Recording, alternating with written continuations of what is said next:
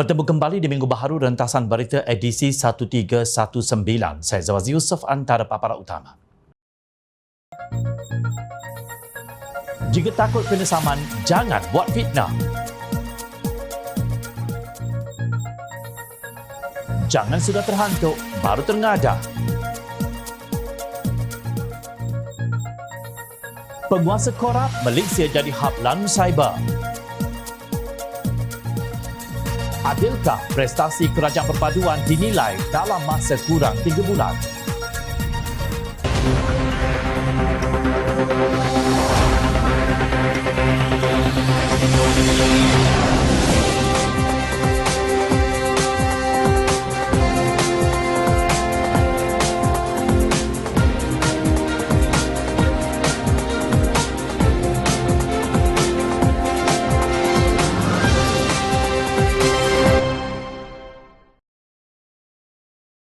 Assalamualaikum dan salam sejahtera. Kalau takut kena saman, jangan memfitnah. Sekali lagi, Perdana Menteri Datuk Seri Anwar Ibrahim mengemukakan surat tuntutan LOD kepada Datuk Awang Salahuddin Hashim supaya membuat permohonan maaf tanpa syarat berhubung kenyataan berbau fitnah yang dikeluarkannya terhadap Perdana Menteri itu di lobi Parlimen 21 Februari lalu.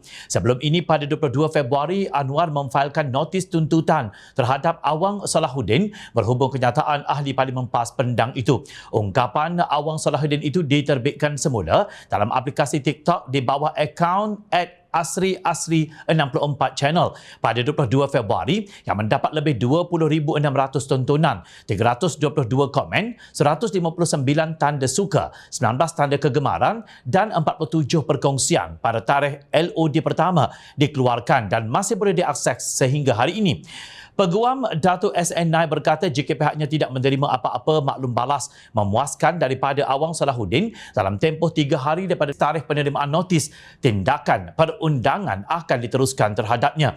Menurut Nair, perkataan memfitnah itu juga diterbitkan menerusi berita Malaysia Kini yang bertajuk MP PAS Sikap Pendendam Anwar lebih teruk daripada Mahathir pada 21 Februari jam 2.29 petang. Anak guam kami menegaskan bahawa perkataan-perkataan memfitnah dalam video TikTok itu dan artikel berkenaan adalah tidak benar serta mempersoalkan kebijaksanaan dan kesahihan kuasa yang di-Pertuan Agong seperti mana termaktub dalam perlembagaan, tegas peguam itu lapor bernama. Naib berkata Awang Salahuddin dengan sengaja mempersoalkan kebijaksanaan yang di-Pertuan Agong dalam melantik Anwar sebagai Perdana Menteri pada 24 November 2022 selain mendakwa kata-kata fitnah merupakan penghinaan terhadap institusi Raja-Raja Melayu. Menurut Peguam Anwar, perkataan memfitnah tersebut secara keseluruhannya membawa maksud pengerusi Pakatan Harapan itu bukan seorang Perdana Menteri dilantik secara sah, tidak mempunyai majoriti dan menipu rakyat serta yang di-Pertuan Agong berhubung bilangan ahli-ahli parlimen menyokongnya. Justru kata Nair, anak guamnya memohon penarikan balik terhadap Awang Salahuddin. Perkataan memfitnah atau video TikTok memfitnah dan segala kenyataan yang menyinggung perasaan dengan serta-merta selain permohonan maaf tanpa syarat dan aku janji bertulis untuk tidak mengulangi perkataan memfitnah tersebut. Berdasarkan notis tuntutan itu, Anwar menuntut ganti rugi atas tindakan Awang Salahuddin. Sementara itu, Ahli Parlimen Perikatan Nasional Arau Datuk Seri Syahidan Kasim mendakwa Ahli Parlimen didakwa berada dalam keadaan ketakutan kerana tindakan saman yang dilakukan oleh Perdana Menteri. Berhubung dengan fear factor ketakutan oleh kerana ramai ahli politik yang disaman. Ahli Parlimen tadi menyatakan ketakutan kepada Yang Amat Berhormat Perdana Menteri Madani berhubung saman kepada ahli-ahli politik, kata Syahidan. Kelakarnya, takut kena saman tetapi mulut celupa bercakap tanpa berfikir natijah yang akan ditanggung. Khutbah Jumaat Negeri Selangor sudah beberapa kali mengingatkan umat Islam bahawa perbuatan fitnah adalah salah satu daripada dosa-dosa besar dalam Islam dan akan diazab pelakunya dengan azab seksa yang amat pedih. Khutbah Jumaat pada 3 Februari lalu yang bertajuk fitnah meruntuhkan ukhuwah sekali lagi menegur para pemfitnah. Perbuatan fitnah ini sengaja dibuat atas dasar memenuhi agenda peribadi individu maupun satu-satu kumpulan. Ia bermula daripada hati yang kotor yang dipenuhi dengan sifat-sifat mazmumah ditambah pula dengan pengaruh bisikan syaitan, katanya. Amat jelas perbuatan menuduh Anwar pendendam dan lebih zalim berbanding Tun Dr. Mahathir berunsurkan fitnah bukan kritikan, jauh sekali nasihat. Tapi bagi saya, kalau inilah permulaan Perdana Menteri yang ke-10 ini, the worst Prime Minister in Malaysia. Even Dr. Mahathir yang dikatakan zalim pun tidak setahap ini. Sifat balas dendam yang ada kepada Perdana Menteri 10 ini sangat kuat, sangat kuat dan sangat pendendam. Justru tindakan Anwar memfailkan saman adalah paling sesuai bagi membanteras perbuatan fitnah daripada terus menjadi makanan pembangkang dan rakyat tertipu olehnya. Ingatlah kepada firman Allah Subhanahu Wa Taala dalam surah Al-Qalam ayat 10 hingga 13 yang terjemahannya berbunyi begini. Dan janganlah engkau patuhi setiap orang yang suka bersumpah dan suka menghina, suka mencela, yang kesana kemari menyebabkan fitnah, yang menghalang segala yang baik, yang melampaui batas dan banyak dosa, yang bertabiat kasar, selain itu juga terkenal dengan kejahatannya.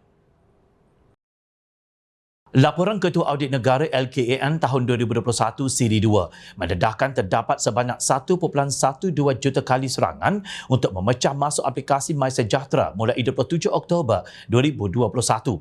Satu akaun super admin telah memuat turun 3 juta maklumat penerima vaksin daripada aplikasi MySejahtera dengan menggunakan pelbagai IP menurut LKAN. Menurut laporan, dapatan itu diperoleh menerusi auditan program pengurusan pendaftaran vaksin COVID-19 dan aplikasi MySejahtera di bawah kendalian Majlis Keselamatan Negara MKN dan Kementerian Kesihatan KKM. Ketua Audit Negara Datuk Nik Azman Nik Abdul Majid menegaskan cubaan serangan cyber terhadap aplikasi itu mengancam keselamatan data pengguna yang berada pada aplikasi berkenaan. Super admin itu didapati menggunakan capaian sama dengan admin vaksin, termasuk memuat naik dan turun janji temu vaksinasi, pengecualian vaksin dan rekod vaksinasi dalam pangkalan data MySejahtera secara pukal dan individu, katanya dipetik media. Pengerusi Pakatan Harapan Datuk Seri Anwar Ibrahim pernah memberi amaran bahawa pengumpulan data dari aplikasi MySejahtera merupakan satu kompromi berbentuk penjajahan apabila ia dilakukan secara tidak telus dan didorong oleh laba dan keuntungan. Kebimbangan yang saya dan rakan-rakan utarakan sebelum ini di Parlimen berhubung jaminan oleh Menteri Kesihatan tentang pengurusan data aplikasi MySejahtera kini diperkukuh tak kala pengerusi PAC juga mengakui terdapat kekeliruan tentang bagaimana data dikumpul sejak 2 tahun lalu.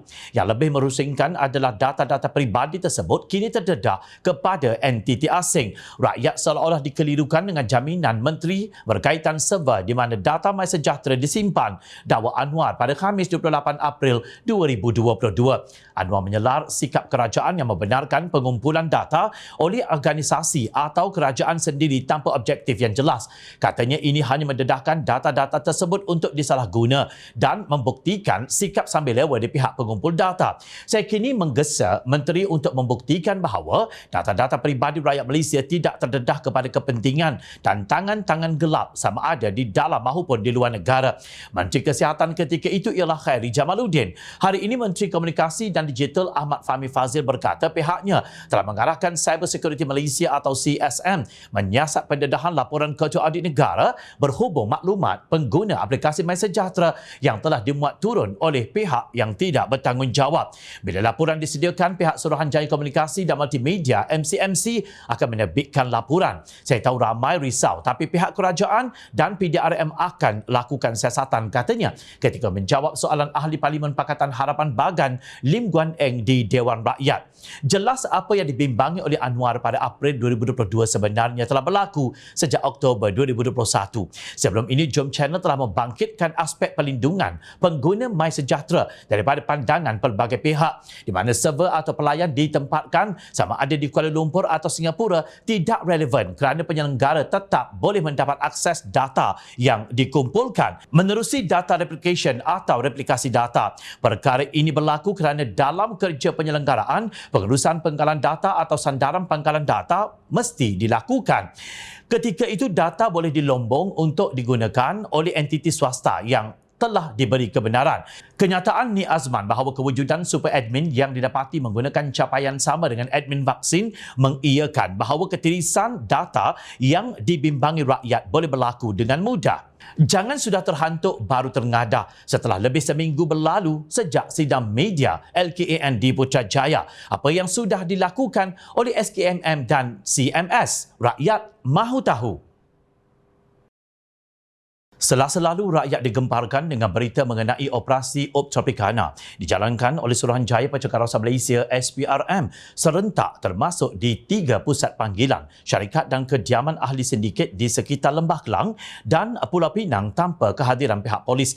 Menurut laporan media, sindiket tersebut dipercayai beroperasi sejak 2019 dan mengaut hampir 200 juta ringgit daripada mangsa warga Australia dan UK. Malah mereka dipercayai memberi suapan kepada pihak berkuasa untuk membolehkan gerombolan lanun cyber ini terus beroperasi. Ketua Pesuruhjaya SPRM berkata kemungkinan ada anggota penguatkuasa menerima habuan rasuah bagi melindungi aktiviti jenayah sindiket penipuan pelaburan antarabangsa yang dibongkar pihaknya. Ketika serbuan dilakukan tempoh hari, beberapa nama tertentu yang dicatatkan ahli sindiket turut ditemui, dipercayai sebagai individu yang memberi perlindungan kepada mereka. Siasatan awal juga mendapati rakyat tempatan yang terbabit dengan sindiket itu turut menyediakan perlindungan keselamatan bagi melindungi anggota sindiket yang rata-ratanya adalah warga negara luar. Anggota sindiket masuk ke negara ini sebagai pelancong justru tidak mustahil mereka akan membayar individu tertentu bagi mendapatkan perlindungan, katanya pada sidang media. Bagaimanapun, beliau enggan mendedahkan identiti mereka kerana siasatan sedang dijalankan terhadap mana-mana unsur jenayah yang melibatkan kebocoran atau rahsia operasi dan pembaziran dana awam. Turut hadir dalam sidang media itu Ketua Pengarah Immigration Datuk Seri Khairul Zaimi Daud dan Pengarah Bahagian Pengubahan Wang Haram EML SPRM Datuk Muhammad Zamri Zainul Abidin menjelaskan mengapa operasi dijalankan itu tidak membabitkan polis di Raja Malaysia PDRM. Azam berkata Jabatan Immigration JIM adalah agensi tepat untuk mengadakan kerjasama itu kerana ia berkaitan warga asing. JIM juga mempunyai pasukan taktikal khas immigration atau PASTAK yang boleh melakukan serbuan. Jadi kita anggap pembabitan JIM sebagai satu pakej dari segi perundangan dan operasi. Begitu juga dengan reman. Mula-mula mereka yang ditahan akan direman di bawah Akta SPRM selama 14 hari. Selepas tempoh itu, JIM akan melakukan penahanan selanjutnya lagi. Jadi kita boleh selesaikan siasatan dengan cepat untuk dituduh di mahkamah, katanya. Menurut Azam, siasatan awal juga mendedahkan dalang sindiket turut disenaraikan sebagai skema di United Kingdom dan mempunyai rekod jenayah di Agensi Jenayah Kebangsaan NCA UK. Siasatan juga mendapati anggota sindiket ini juga mempunyai kepakaran dan kelebihan, meyakinkan orang dalam bidang pelaburan selain teknologi maklumat dan media sosial, ujarnya. Menurut Ketua Pengarah Immigration pula, seramai 30 warga negara asing dari Britain, Denmark, Kanada, Hungary, Sweden, Filipina, Indonesia dan India serta 3 rakyat Malaysia ditahan untuk siasatan lanjut berhubung kes berkenaan. Beliau berkata siasatan mendapati kesemua warga asing ini melakukan kekerapan keluar masuk ke negara ini menggunakan pas lawatan sosial sejak November tahun lalu. Keadaan itu menimbulkan syak dalam kalangan pegawai immigration di pintu masuk lapangan terbang antarabangsa Kuala Lumpur KLIA sebelum pergerakan mereka dipantau. Satu pasukan task force antara SPRM dan JIM dibentuk bagi memantau pergerakan warga asing itu selama 3 bulan, kata Khairul Zaimi. Menurut laporan, modus operandi sindiket itu adalah menawarkan portfolio pelaburan tidak wujud menerusi iklan di media sosial. Sindiket ini dipercayai telah memperdaya mangsa dengan meyakinkan mereka supaya melabur ke dalam syarikat pelaburan yang tidak wujud dan syarikat itu hanyalah rekaan semata-mata.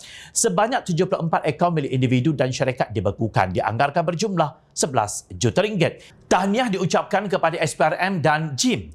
Dulu lanun berkeliaran di laut, kini mereka hanya perlu menyewa premis bangunan, beberapa peralatan teknologi maklumat dan merasuah penguatkuasa. Lanun cyber memilih negara kita untuk beroperasi kerana adanya penguatkuasa yang mempunyai akhlak yang rendah sehingga sanggup melakukan rasuah. Ia sesuatu yang sangat memalukan. Kalau di negara China komunis, penguatkuasa rasuah dihukum tembak. Mungkin Malaysia perlu meminda undang-undang sedia ada agar perasuah gerun untuk melakukannya. Hari ini berteriak beberapa media berhubung satu tinjauan oleh O2 Malaysia bahawa sebanyak 71% responden orang Melayu di Semenanjung tidak berpuas hati dengan kerajaan campuran dalam menunaikan janji manifesto pilihan raya Umum ke-15 lalu. Ia bertajuk Tinjauan Rakyat Malaysia Sempena 100 Hari Pentadbiran Datuk Seri Anwar Ibrahim dan Kerajaan Perpaduan. Tinjauan ini melibatkan 35,077 responden melalui 5 saluran media iaitu Sidang Harian, Awani, The Star, Sinchu dan Malaysia Nanban. Adilkah prestasi Kerajaan Perpaduan dinilai dengan tempoh ia berkuat kuasa belum pun sampai 3 bulan? Datuk Seri Anwar Ibrahim mengangkat sumpah sebagai Perdana Menteri ke-10 pada 24 November 2022. Kesemua 28 Menteri Kabinet Perpaduan terbabit telah mengangkat sumpah jawatan di hadapan Yang di-Pertuan Agong Al-Sultan Abdullah Rakyatuddin Al-Mustafa Billah Shah pada 3 Disember 2022 dan 27 timbalan menteri pada 10 Disember 2022. Cuba kira berapa hari Kabinet Kerajaan Perpaduan ini beroperasi. Ada 100 hari. Sudah tentu belum cukup jumlah harinya. Dalam mana-mana tinjauan kuantitatif perlu ada 2 unsur utama iaitu validity, iaitu kesahan dan reliability atau kebolehpercayaan. Namun soalan pertama yang ditanya dalam tinjauan itu pun sudah kantoi. Bagaimanakah pandangan anda terhadap ekonomi negara dari Disember hingga Februari 2023? Sila pilih satu pilihan jawapan sahaja. Ranking jawapan daripada 1 bertambah teruk hingga 5 bertambah baik dengan banyak. Adakah maksud soalan ini dari 1 Disember sehingga 1 Februari atau 1 Disember sehingga 28 Februari iaitu esok? Adakah soalan ini memenuhi kriteria kesahan dan kebolehpercayaan sedangkan ia kabur dan bergantung kepada interpretasi responden yang semestinya berbeza-beza antara satu sama lain. Soalan kedua, tidak tahu apa yang dikehendaki. Antara berikut yang manakah mewakili pandangan anda tentang keadaan semasa negara dari skala 1 hingga 5? Sila pilih satu jawapan sahaja. Ranking yang disediakan daripada 1 sangat lemah hingga 5 sangat kuat. Keadaan semasa daripada segi apa sepatutnya dinyatakan? Keadaan semasa itu mempunyai ribuan maksud, situasi, kejadian maupun tribulasi. Adilkah soalan sebegini dipersoalkan? Jom kita lihat soalan yang keempat. Berikan penarafan anda terhadap Jabatan Menteri Kerajaan Perpaduan Malaysia. 3 ranking disediakan iaitu 1 sangat tidak berpuas hati, 3 sederhana dan 5 sangat berpuas hati.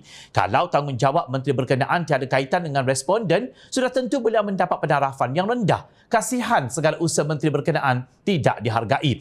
Sebab itulah ranking kedua timbalan Perdana Menteri rendah. Penarafan ini langsung tidak mencerminkan usaha sebenar menteri-menteri yang dinilai. Walaupun Jom Channel percaya prestasi Anthony Locke, Perdana Menteri dan Hannah Yeoh amat baik. Soalan ketujuh pula amat kabur.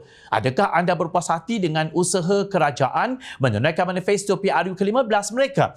Manifesto siapa yang ditanya? Setiap parti dalam Kerajaan Perpaduan mempunyai manifesto masing-masing yang berbeza antara satu sama lain. Amatlah tidak adil meminta responden membuat penilaian secara keseluruhan terhadap manifesto parti-parti politik yang berbeza.